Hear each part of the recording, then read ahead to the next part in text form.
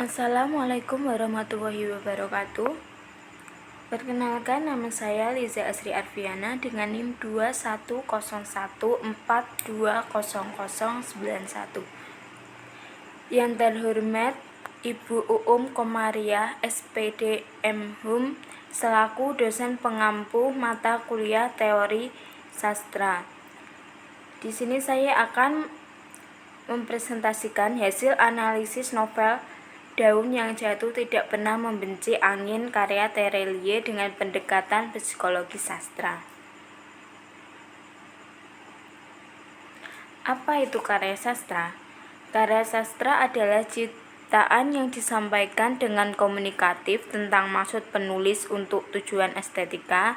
Karya-karya ini sering menceritakan sebuah kisah dalam sudut pandang orang ketiga maupun orang pertama, dengan plot dan melalui penggunaan berbagai perangkat sastra yang terkait dengan waktu mereka.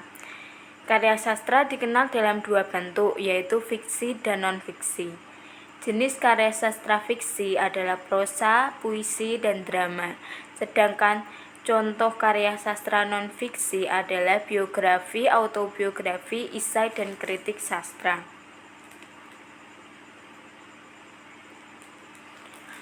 Pendekatan psikologi sastra. Psikologi sastra merupakan dua cabang ilmu yang berbeda tapi saling berkaitan. Sastra lebih cenderung ke arah fiksi, sedangkan psikologi cenderung ke arah yang berdasarkan fakta. Karya sastra dianggap sebagai sebuah hasil kreativitas dan ekspresi pengarang. Psikologi sastra menurut para ahli, Wells dan Austin, menjelaskan bahwa psikologi sastra memiliki 4 arti. Pertama, psikologi sastra adalah pemahaman kejiwaan sang penulis sebagai pribadi atau tipe. Kedua, pengkajian terhadap proses kreatif dan karya tulis tersebut. Ketiga, analisis terhadap hukum-hukum psikologis yang diterapkan dalam karya sastra. Dan keempat, psikologi sastra juga diartikan sebagai studi atas dampak sastra terhadap kondisi kejiwaan daripada pembaca. Menurut Indaswara, psikologi sastra adalah kajian sastra yang memandang karya sebagai aktivitas kejiwaan. Pengarang akan menggunakan cipta rasa dan karya dalam berkarya. Karya sastra yang dipandang sebagai fenomena psikologis akan menampilkan aspek-aspek kejiwaan melalui tokoh-tokoh jika kebetulan teks berupa drama maupun prosa. Hasil analisis novel Daun yang Jatuh Tidak Pernah Membenci Angin. Yang pertama ada tema. Tema dalam novel ini adalah ikhlas dalam menerima takdir Tuhan, seperti dalam kutipan pada halaman 63. Ketahuilah Tania dan Dede, daun yang jatuh tidak pernah membenci angin. Dia membiarkan dirinya jatuh begitu saja, tak melawan, mengikhlaskan semuanya. Penokohan dalam novel Daun yang Jatuh Tidak Pernah Membenci Angin, yaitu ada Tania, atau sebagai tokoh aku. Tania adalah seorang gadis yang cerdas, cantik, dewasa, bertanggung jawab, menepati janji, tulus, setia, membanggakan, dan berlapang dada. Selain itu, Tania juga seseorang yang menyayangi keluarganya, terutama adik dan ibunya. Ia rela mengorbankan sekolahnya demi membantu sang ibu mengumpulkan pundi uang untuk kelangsungan hidup mereka. Tania merupakan sosok yang cerdas, yaitu terdapat dalam novel halaman 127. Setelah berjuang habis-habisan di ujian terakhir, akhirnya aku berhasil melampaui 0,1 digit si nomor 1 selalu. Tipis sekali aku mendapatkan peringkat terbaik. Cantik. Aku tahu aku cantik. Tubuhku proporsional, rambut hitam, legam, nan panjang menurut seseorang yang akan penting sekali dalam semua urusan malam ini. Mukamu bercahaya oleh sesuatu, Tania, terletak pada halaman 15. Yang kedua ada tokoh Om Danar.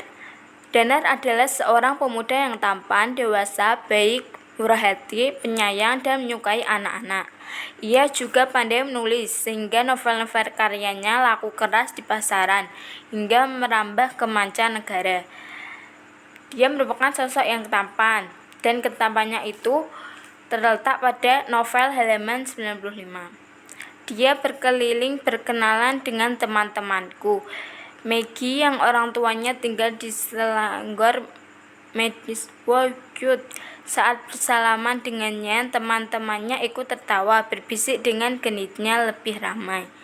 Baik, dia beranjak dari duduknya, mendekat jongkok di hadapanku, mengulurkan sapu tangan dari saku celana, meraih kaki kecilku yang kotor dan hitam karena bekas jalanan. Hati-hati membersihkan dengan ujung sapu tangan, kemudian membungkusnya perlahan-lahan. Terletak pada halaman 24. Yang ketiga itu ada tokoh Dede. Dede adalah seorang pemuda yang baik, menyayangi keluarganya, cerdas, memiliki nalar yang tinggi, tampan, serta tidak bisa diam. Dede merupakan sosok yang cerdas. Terletak pada kutipan, Dede ranking 4 di kelas meski tidak ikut ulangan umum karena sakit. Terletak pada halaman 44. Pandai bercerita. Kamu pandai sekali bercerita, 2 kali lebih pandai dibanding Tania. Terletak pada halaman 177. Yang keempat ada Ratna. Kak Ratna adalah seorang perempuan yang berperawaan seperti artis. Ia baik, menyenangkan, cantik, pengertian, mau mendengarkan, penyabar, dan tulus. Ia begitu menyayangi Danar. Ia tidak begitu menyadari perasaan yang sebenarnya Danar simpan diam-diam. Yang kelima, Ibu. Ibu adalah seorang wanita paruh baya yang sangat baik dan menyayangi keluarganya. Beliau seorang pekerja keras yang rela membanting tulang untuk bekerja serabutan agar dapat memenuhi kebutuhan anak-anaknya. Meski jauh dari kata cukup, ibu pengertian serta sangat sabar dan tabah dalam menghadapi kehidupan. Beliau juga seorang pencemas yang mengkhawatirkan anak-anaknya.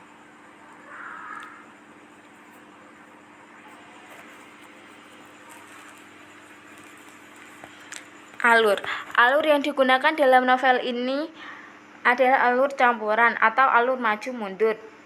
Pengenalan atau awal cerita. Awal cerita dalam novel ini dimulai dengan narasi Tania yang berlokasi di sebuah toko buku. Toko buku inilah yang mengaitkan segala cerita yang kelak akan mengalir. Konflik atau awal permasalahan. Permasalahan atau konflik dalam cerita ini berlangsung ketika Tania kecil, mulai merasa perasaan yang mengganggu ketika dirinya, Danar, Kak Ratna, Dede, dan Ibu berjalan bersama ke dunia fantasi. Ia mulai merasa cemburu. Selain itu, konflik juga terjadi ketika Kak Ratna memberitahu dirinya bahwa ia dan Danar akan segera menikah. Klimaks atau puncak permasalahan.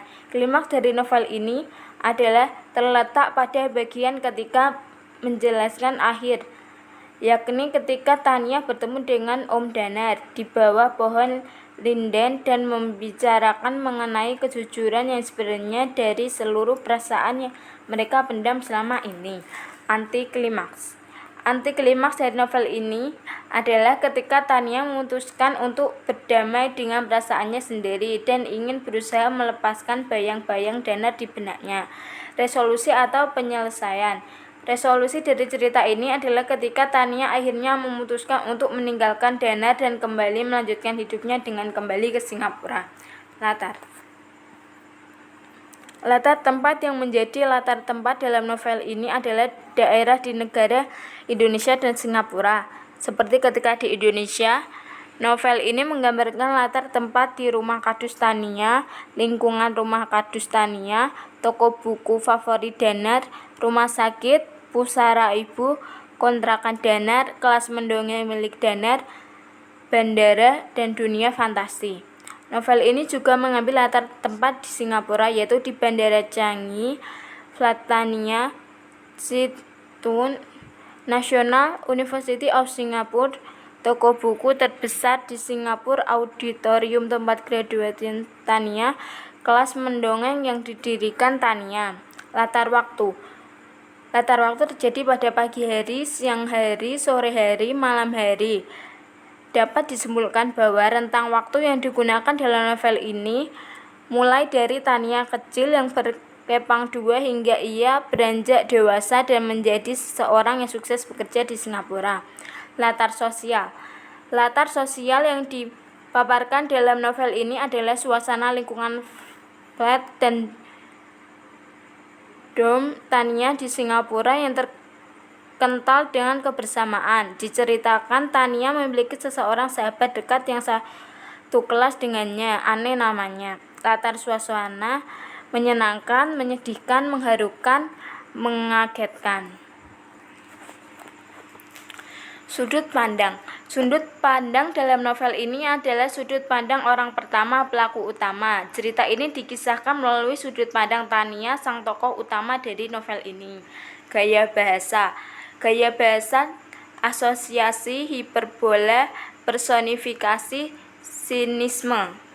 Amanat yang terkandung dalam novel ini ialah terkadang hal yang terbaik adalah menerima bahwa segala hal yang terjadi tidak selalu seperti apa yang kita inginkan, menerima dan belajar untuk mengikhlaskan jika sesuatu itu memang bukan hadir untuk kita. Meski seberapapun besar usaha yang kita berbuat, meski seberapa susahnya pun kita berjuang, meski seberapa sakitnya pun kita bertahan, dan meski seberapapun indahnya memori yang ada bersama seseorang tersebut, kita tidak akan bisa mendapatkan karena yang terbaik menurut kita belum tentu yang terbaik menurut kehendak Tuhan.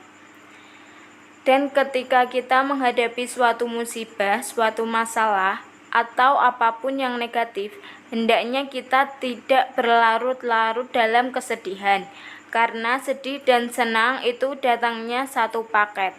Tuhan Maha Adil dan tidak akan membiarkan hambanya bersedih kecuali apabila hambanya memang sanggup untuk menanggungnya. Alih-alih bersedih, sebaiknya kita semakin mengembangkan diri kita dan menjadi lebih baik lagi, seperti yang dilakukan Tania. Meski Danar tidak jadi bersamanya, ia tetap melanjutkan hidup dan menjadi seseorang yang sukses di Singapura karena cinta tidak harus memiliki. Sekian dari saya, kurang lebihnya mohon maaf dan terima kasih. Wassalamualaikum warahmatullahi wabarakatuh.